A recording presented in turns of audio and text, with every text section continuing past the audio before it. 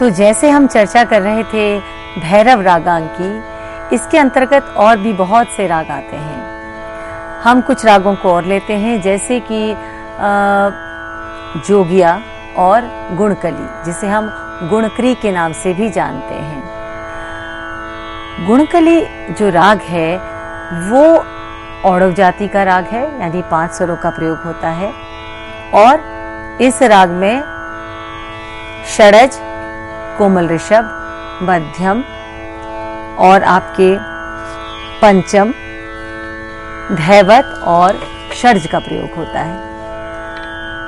अवरोह में भी इन्हीं स्वरों का प्रयोग होता है। एक अन्य राग है जो जिसका नाम है जोगिया, बहुत ही मधुर राग है। ये दोनों राग अपने आप में विशिष्ट हैं। जोगिया राग में थोड़ा सा यदि हम परिवर्तन कर देते हैं गुणकली में, तो राग जोगिया बन जाता है। यानी जोगिया राग में हम अवरोह में यदि निषाद का प्रयोग कर लेते हैं तो उसकी जाति बदल गई, औडव षाडव हो गई, तो वो बन जाता है राग जोगिया। लेकिन हर राग की, जैसे मैंने कहा, कि अपनी एक पहचान होती है, अपनी विशिष्टता होती है, तो वो उन विशिष्टताओं की वजह से जो है वो जाना जाता है। और जब गाया बजाया जाता है तो अपना एक अलग ही जो है उसकी अपनी छाप होती है। तो हम पहले लेते हैं राग गुणकली को या राग गुणकरी को। इस राग में, जैसे मैंने आपसे कहा, कि औडव जाति का राग है। धैवत और ऋषभ जो है इसमें वादी संवादी है। प्रातः काल ये राग गाया जाता है। औडव जाति का होने के साथ साथ जो है ये बहुत ही मधुर राग है। और भैरव अंग की जहाँ तक बात करें तो इसमें ऋषभ और धैवत का कोमल प्रयोग होना जो है वो अपने आप में इसको भैरव रागांग के अंतर्गत लेकर आता है, क्योंकि रागांग में एक ये भी एक विशेषता है कि उसमें स्वर जो है वो ऋषभ धैवत जो है वो कोमल है। अब हम पहले इसको गा कर देखते हैं। सा रे मा प द सा द प म रे सा। सुनने में बहुत आसान प्रतीत होता है, गाने में बहुत मधुर है। सा रे मा प द प म रे सा, सा रे मा प रे मा प दा प। कोमल धैवत का जिस प्रकार से प्रयोग हो रहा है और पंचम परा भैरव रागांग स्पष्ट करता है। रे मा प दा प म रे सा।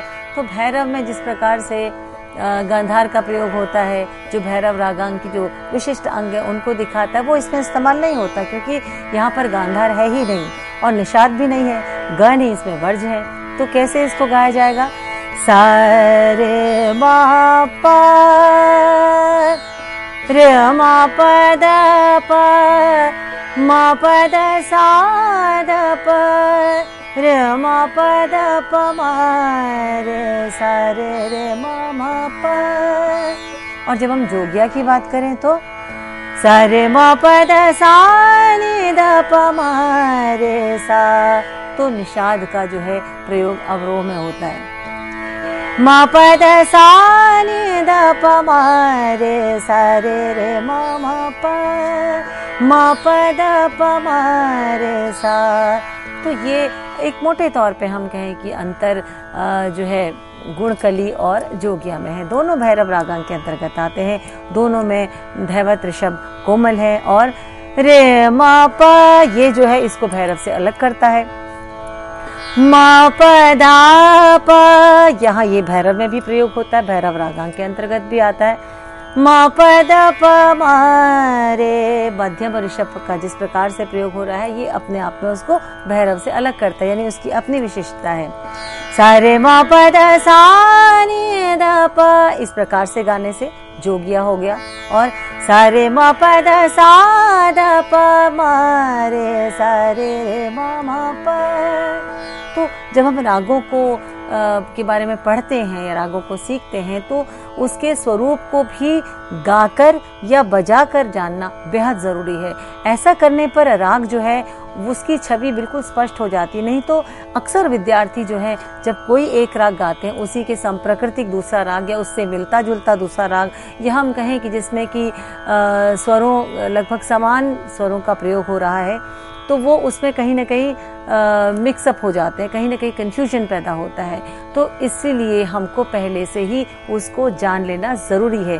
जब हम उसको थ्योरेटिकल जानते हैं तो उसको प्रैक्टिकली यानी उसको गाकर या बजाकर भी हमें देखना चाहिए। तो जो भी मैं बात आपको बता रही हूँ उसको मैं कोशिश करती हूँ कि मैं उसको गाकर आपको बताऊँ, ताकि वो कैसे स्वर प्रयोग होगा वो भी आपको स्पष्ट हो। सा रे रे मा मा पा गुणकली, रे मा पा मा रे सा रे मा पा धा पा, मा पद सा ध प मा पद प मा रे सा। तुम ही तो मोरे एक आधार, तुम ही तो मोरे। बंदिश के उदाहरण के साथ राग और अधिक स्पष्ट होता है। दिन दा दा दिन दिन दा। तुम ही तो मोरे एक आधार, तुम ही तो मोरे का आधार। अब की मोहे लीजे उबार, अब की मोहे। बिल्कुल भैरव रागांग यहाँ पर आता है, द द द सा सा। तो इस प्रकार से भैरव में भी प्रयोग होता है। अब की मोहे लीजे उबार, तुम ही तो मोरे का आधार, तुम ही तो मोरे एक आधार। अब की मोहे लीजे उबार, अब की मोहे लीजे उबार, तुम ही तो मोरे का आधार, तुम ही तो। मीरा भई श्याम की दासी, मीरा भई श्याम की दासी, नयन रंगाई तोरे दुआरे, नयन रंगाई तोरे दुआरे। तुम ही तो मोरे एक आधार, तुम ही तो मोरे। सा रे रे मा मा पा, मा प द प मा रे सा, सा रे मा प। तुम ही तो मोरे ध ध सा द रे सा, भैरवंग। ध ध सा द रे सा, सा सा रे मा पा गुणकली की खासियत। रे मा प धा प, फिर भैरवंगा है। रे मा प ध प मा रे, फिर गुणकली। रे मा प ध सा ध प, मा प ध सा ध प म रे सा। तुम ही तो मोरे का आधार, तुम ही तो मोरे एक आधार। अब की बेर लीजे उबार, अब की मोहे लीजे उबार, तुम ही तो मोरे एक आधार, तुम ही तो। सा सा रे रे मा मा पा पा धा धा पा पा मा मा रे रे सा सा। तुम ही तो मा, सा रे मा पा धा सा धा पा मा पा धा पा मा मा रे रे सा सा। तुम ही तो मा, मा पा धा सा धा पा मा पा धा पा मा मा रे सा। तुम ही तो। वही आरोह अवरोह है, यानी जिससे पता चल रहा है राग में कौन कौन से स्वर प्रयोग हो रहे हैं और उनका किस प्रकार से प्रयोग होना है। ये आपको आलापचारी में बता चुकी हूँ। ताने भी इस प्रकार से बिल्कुल उसी को फॉलो करेंगे। सारे मा पा मा मा रे सा, सारे मा पा धा पा मा मा रे सा, सारे मा पा धा सा धा पा मा पा धा पा मा मा रे सा, सारे मा पा धा पा मा पा धा पा मा मा रे सा। तुम ही तो मोरे एक आधार, तुम ही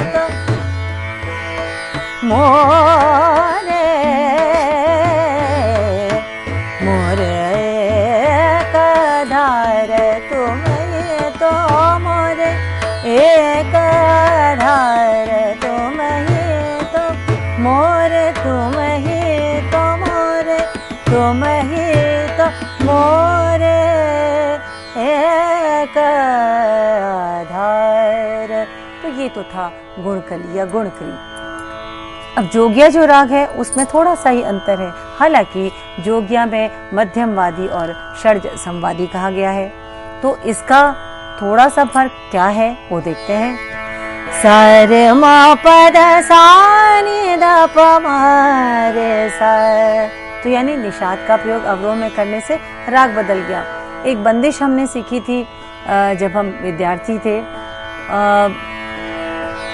भोर की बेला अलख जगाए, भोर की बेला अलख जगाए, जोगी द्वारे आन के ठाड़ तन भभूत रमाए, हाय जोरी जरकाए अलख जगाए, भोर की बेला अलख जगाए, भोर की बेला अलख जगाए। देखिए, इस राग को गाते ही आपको जो महसूस हुआ होगा वो कहीं गुड़कली से इसका डिफरेंस आपको समझ में आया होगा कि भाव ही बिल्कुल अलग है और कहीं ना कहीं वैराग्य का सा जो है भाव आता है। और जहाँ राग जोगिया इसका नाम दिया गया तो अपने आप ये जोग कहते हैं, किसी का जोग ले लेना या वैराग्य लेना या उस प्रकार की अनुभूति होना इस बंदिश से या इस राग से स्पष्ट होती है। अलख जगाए, रे म प ध सा नि ध प म रे सा, रे म प ध प म रे सा। अलख जगाए, भोर की बेला अलख जगाए, भोर की बेला अलख जगाए, अलख जगाए, अलख जगाए। तो क्योंकि उदाहरण के तौर पे थोड़ा थोड़ा मैं आपको बता रही हूँ। तो ये था राग जोगिया जो भैरव रागांग के अंतर्गत आता है। ऐसे बहुत से भैरव के रागांग के अंतर्गत आने वाले राग हैं, जैसे बैरागी भैरव, जैसे हम कहें आपके आनंद भैरव, बहुत से भैरव के रागांग के अंतर्गत आने वाले भैरव के प्रकार भी जिन्हें कहा जाए। एक राग है जो कि भैरव के बहुत निकट है और भैरव रागांग जो है उसके अंतर्गत आता है और भैरव अंग का प्रयोग उसमें जो होता है, साथ ही उस राग का अपनी जो विशेषता है वो सामने आती है। इस राग का नाम है राग Ramkali. Basics of Indian classical music की श्रृंखला में मैंने इस राग की को बखूबी बहुत विस्तार से मैंने इसको बताया है। अब इस राग का स्वरूप कैसे है देखिए, हम पहले भैरव से आरंभ कर रहे हैं। ध द सा द रे सा रे सा। ये इतना सा एक अंश जो है वो लगाया है। सा ग म रे सा रे ने सा रे ने सा, ये एक भाग है। और बाकी देखिए सा ग म रे सा पूरा भैरव है। ध सा द रे सा रे ने सा, ये इसको अलग करता है।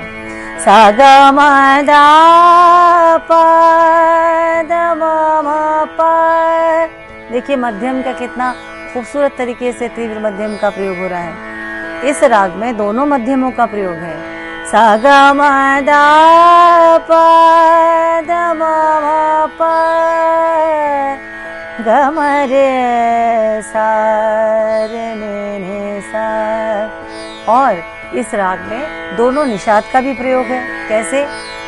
ग म द प द नि द प ग म रे सा दोनों कोमल धैवत के बीच में कोमल निषाद का प्रयोग होना, इसकी एक अपनी विशिष्टता है। तो हम ये कहें कि राग रामकली में कुछ ऐसे स्वर समूह हैं जिसको गाने से, या हम कहें कि स्वर संगतियां हैं जिनको गाने से भैरव से अलग हो जाता है। लेकिन क्योंकि भैरव रागांग के अंतर्गत है तो भैरव रागांग भी स्पष्ट होना चाहिए। सा गा म रे सा रे ने सा, पहला सा गा मा पा गा मा दा पा, पूरा भैरव का आभास दे रहा है। गा मा दा पा दा मा मा पा गा म रे सा रे ने सा, सा गा मा दा पा दा मा मा पा पा दा दा नी दा पा, कोमल निषाद का भी प्रयोग हो रहा है। गा मा दा दा सा रे नी सा, शुद्ध निषाद का प्रयोग। रे नी सा दा नी दा पा दा मा मा पा, इन तीन स्वर समुदायों का या स्वर गुच्छों का या कहें स्वर संगतियों का प्रयोग जब होता है और वो भैरव के साथ जब उसको प्रयोग किया जाता है तो बनता है राग रामकली। और जब हम रागांग रागों के अंतर्गत रामकली राग की बात करते हैं तो भैरव रागांग तो अपने आप में स्पष्ट है। सा गा म रे सा गा म दा पा, दोनों स्वर समूह या दोनों स्वर गुच्छ या कहें दोनों स्वर समुदाय जो हैं इस राग में बखूबी प्रयोग होते हैं। और अलग कैसे है ये भी मैंने आपको बता दिया। ये ज़रूरी नहीं कि सब एक के बाद एक जो है हम इन स्वर समुदाय का प्रयोग हम अलग अलग तरीके से भी कर सकते हैं, अलग अलग जगहों पर कर सकते हैं। जैसे सा रे ने सा गा म रे सा दा रे सा, यहाँ पर प्रयोग किया और भैरव को ज्यादा दिखाया। सा गा म दा पा दा मा मा पा, ये दोनों मध्यमों का प्रयोग। गा म रे सा गा म पा गा म दा धा नी धा पा गा म दा पा दा मा मा पा गा म रे सा। तो इस प्रकार से तीनों जो विशिष्टताएं हैं राग रामकली की उनको हमने आपको बताया और साथ ही साथ हमने भैरव रागांग कहाँ पर प्रयोग हो रहा है इसको भी हमने आपको बताया। अब जब हम राग रामकली की बात करते हैं तो एक बंदिश से क्यों ना हम उसको उदाहरण के तौर पर उसको गाएं। सिगरी रैन के जागे पागे, सिगरी रैन के जागे पागे, सुघर चतुर सुरजनवा बलमा, सुघर चतुर सुरजनवा बलमा, भोरहि मेरे आए, भोरहि मेरे आए, सिगरी रैन के जागे पागे। प्रातः काल गाए जाने वाला ये राग अपने आप में अपनी एक विशिष्टता रखता है। किन स्वर समुदायों का प्रयोग करके वो विशिष्ट बनता है ये मैं आपको बता चुकी हूँ। उनका प्रयोग किस प्रकार भैरव रागांग को लेते हुए हो रहा है इस बंदिश में बहुत स्पष्ट रूप से दिखाई दे रहा है। रैन के जागे पागे, सुघर चतुर सुरजन वा बलमा, भैरव रागांग है। चतुर सुरजन वा बलमा, भोरहि मेरे आए, भोरहि मेरे आए, सिगरी रैन के जागे पागे, सिगरी रैन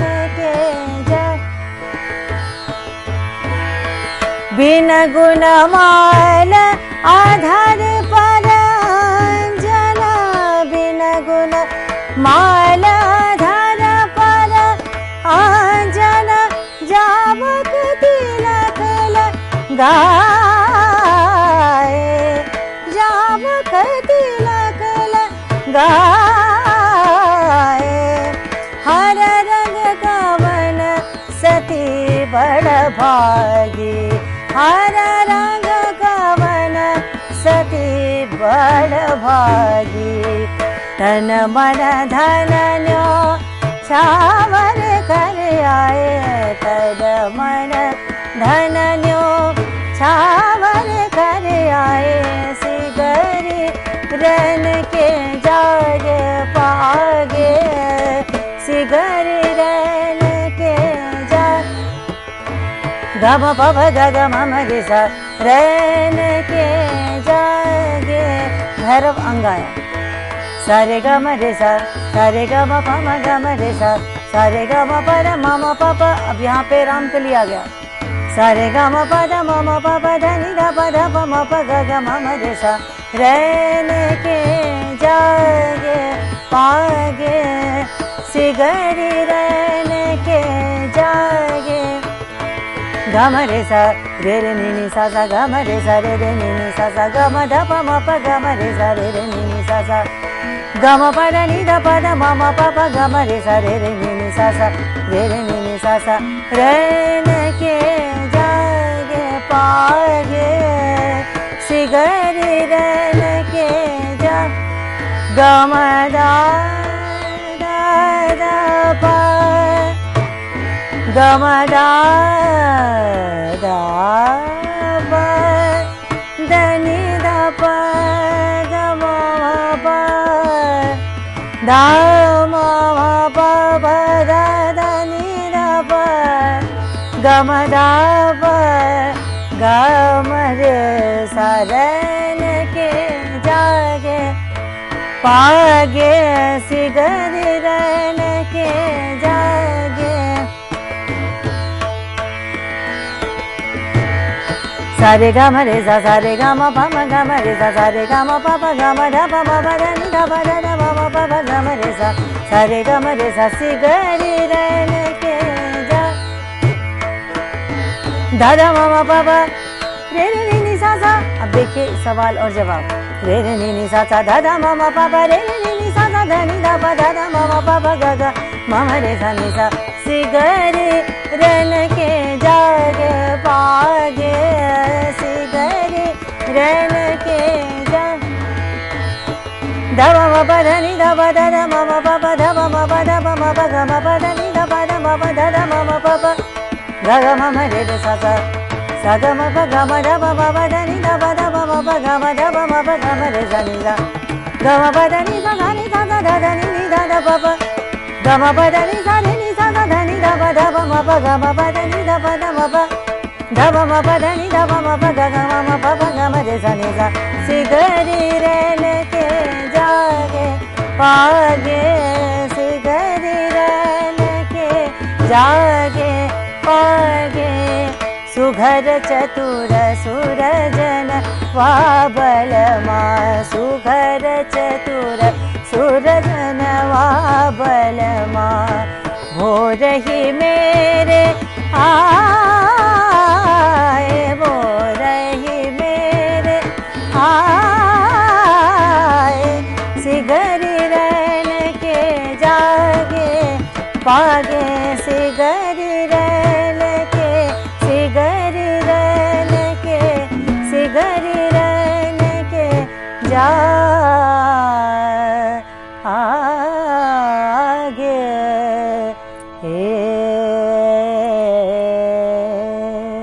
इस प्रकार से अंत में भी हमने रे ने सा ये गाकर ये स्पष्ट कर दिया कि ये राग रामकली है, जो भैरव राग से बिल्कुल भिन्न है या भैरव के अन्य प्रकारों से एकदम भिन्न है, लेकिन भैरव अंग इसमें बखूबी झलकता है या बखूबी प्रयोग होता है। तो ये तो कुछ उदाहरण थे जो कि मैंने आपको भैरव रागांग के अंतर्गत मैंने आपको बताए। रागांग, जैसे मैंने आपसे कहा कि राग और अंग इन दो शब्दों के मेल से बना है, तो यहाँ पर राग तो है लेकिन उसमें अंग कौन सा प्रयोग हो रहा है, यानी भैरव अंग का प्रयोग होना भैरव रागांग के अंतर्गत इन रागों को लेकर आता है। हर राग की अपनी एक विशिष्टता है, हर राग की अपनी एक पहचान है, हर राग की अपनी एक छवि है, और हर राग हमारे कानों से चलकर हमारे हृदय को छूता है तो उसकी अनुभूति बिल्कुल अलग होती है, चाहे वो उसी ठाट से उत्पन्न हो, चाहे वो उसी अंग को लेकर बने हों, लेकिन अपने आप में हर राग एक विशिष्ट राग है। तो इसके साथ आज का जो हम आपको रागांग के अंतर्गत भैरव अंग के अंतर्गत जो राग बता रहे थे, इस श्रृंखला के आज इस एपिसोड को हम यहीं पर जो है संपन्न करते हैं। नमस्कार।